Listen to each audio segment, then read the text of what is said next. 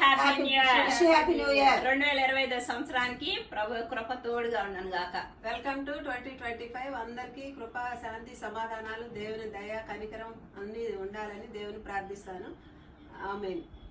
తండ్రి, కుమార, పరిశుద్ధాత్మ త్రియేక దేవ యొక్క ఈ భూములలో ఉన్న ప్రతి మనిషికి, ప్రతి వ్యక్తి మీలో జీవించే గొప్ప భాగ్యం అనుగ్రహించి ఆశీర్దించి దీవించమని యేసయ్య దేవుని ప్రశ్నలు పెట్టుకుంటున్నాను తండ్రి. ఆమేన్.